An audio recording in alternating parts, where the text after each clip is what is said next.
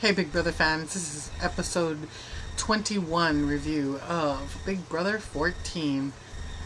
We open the episode with Frank saying, if I don't get Dan out, it may come back to bite me in the butt.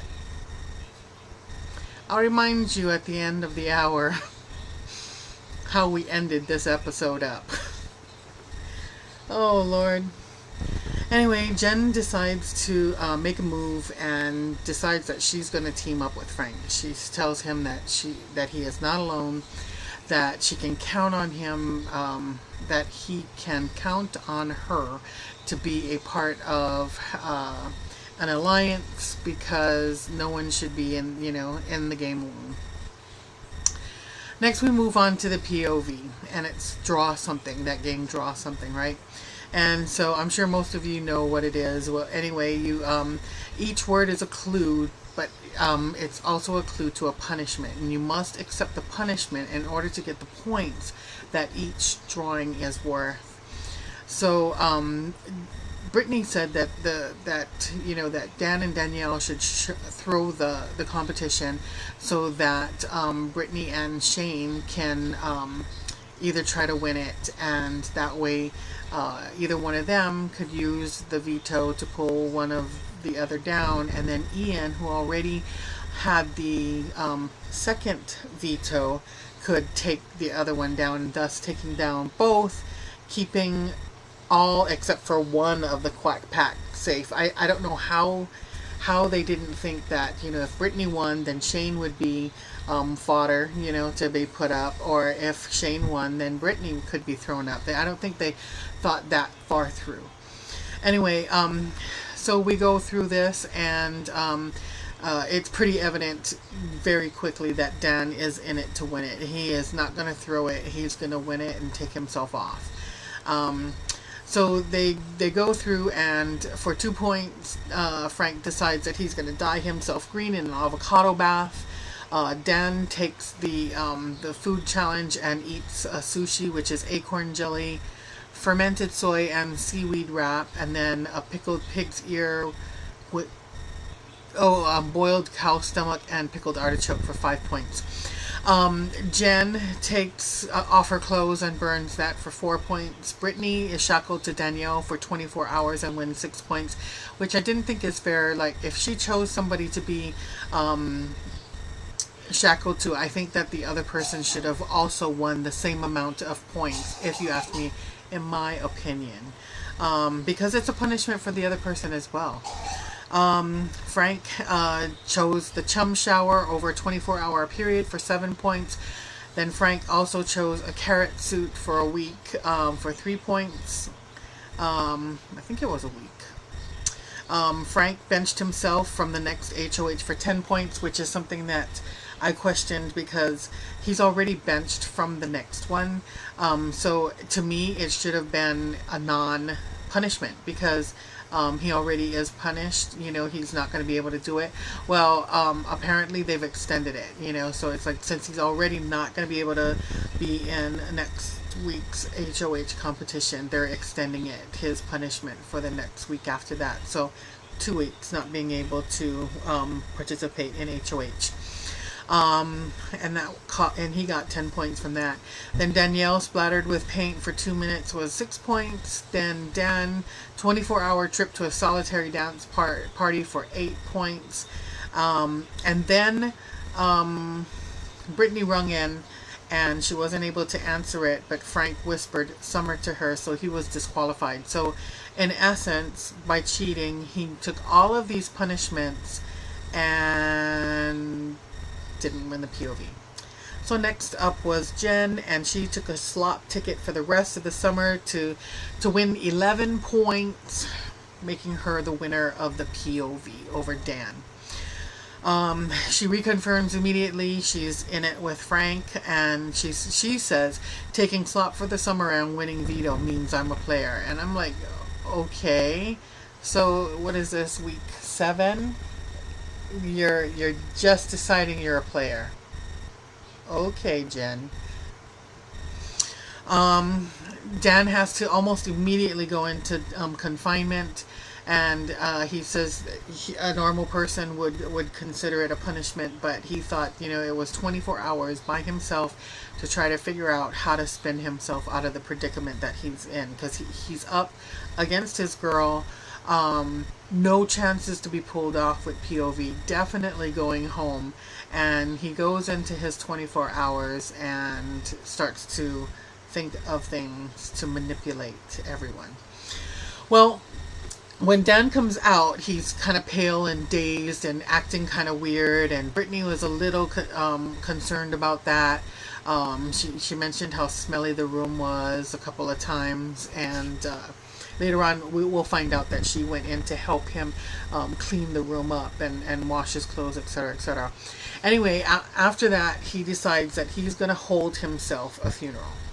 And in the funeral, he goes through and he tells everybody, fairly nice things about each and every person. And he says, in the final three, I'm going to have a little bit of a hard time with you guys, And then he talks about Ian, about how Ian is, basically like him because they love the game so much. And, Frank. And then he skips over to Danielle. And then Danielle, he just kind of attacks her. And she's like clueless. She sat there in stunned amazement for a couple of minutes before she broke down and cried and became a huge mess. And they didn't show it, but she eventually ended up having to have some Xanax to calm her down because she was like totally out of it. Anyway, you remember, I'll remind you to remember that, I think, what was it, like week 2 or 3 when they were down and they were the only ones in the game, she was our only player. He threw her pretty much to the, to the wolves, and had to, harden her heart for 24 hours. Well, he did promise her that he would never do that again, but of course we find out that he did do it. Dan goes up to speak with Frank, and he spills all the information, everything from the Quack Pack to even before, when there were just the 5 of them, that Ian was the one that was spilling all the information, and that he took the heat for Ian all this time. So it pissed Frank off big time. And because Ian held the POV, he was not touchable. So Dan spun things around, and he decides that let's set up Brittany to get out, because Brittany is not only like the person between Ian, she's also the person between Shane. So by taking her out, they'll basically take that little monopoly in the game out of commission, and we'll send Ian on his own and Shane on his own. It never ceases to amaze me how they continue to keep Joe out of the picture. Like, they just almost always forget that he's part of this game, and then they just kind of side mention him. And then there's Joe. It's very bizarre to me that they continue to forget him, which is something very very common with floaters. People forget because they're going after the big guys, and then these floaters come through, and then bam, we give you a $500,000. This is yours. Thank you. Thanks for playing for the summer, or not playing. So then Dan proposes a new alliance: Frank, Danielle, Dan, and Jen. And so it was decided that Frank was going to talk to Jen to use the veto, and Dan went ahead and made amends with Danielle to explain why he did everything.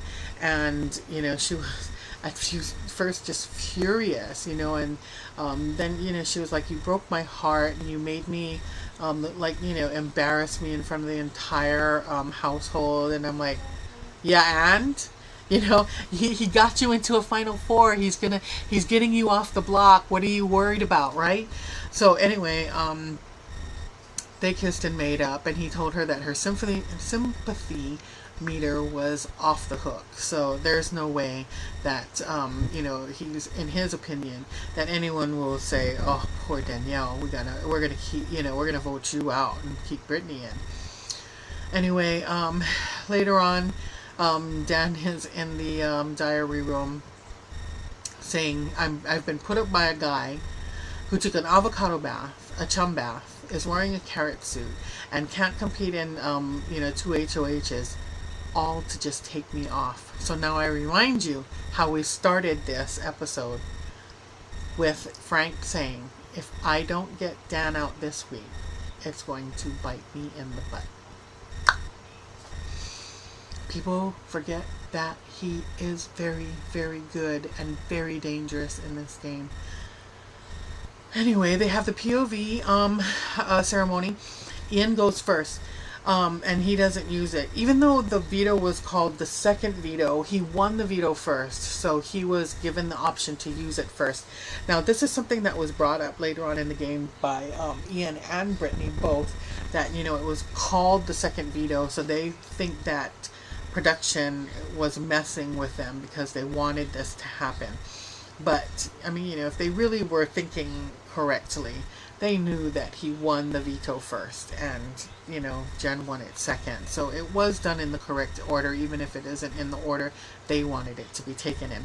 So Ian goes first and says he's not going to use it, and then Jen goes up and then freaks the entire household up by going up and using it to bring Dan down. And Frank says, Ian, you won the veto. I can't touch you, but you took out two of my allies, so I'm gonna put your fave up. And he tells Brittany to pop a squat. So Dan then says later on that he was a dead man not even 24 hours ago, and that he has risen. So I'm just saying that if he isn't somehow taken out of this game now in his season, this is right around the time when he started playing in week 7, I think it was, 6 or 7, I think. I want to say 6 or 7. He started really playing at this point. So we'll start to see Dan actually playing to win things. And if they can't get him out, they're pretty much giving up the $500,000, and he will be going home with it. So I will be here again tomorrow with a review of the episode, on Friday with the nominations by the HOH, and on Saturday with the Power of Veto winner. So I will talk to you guys then. Bye.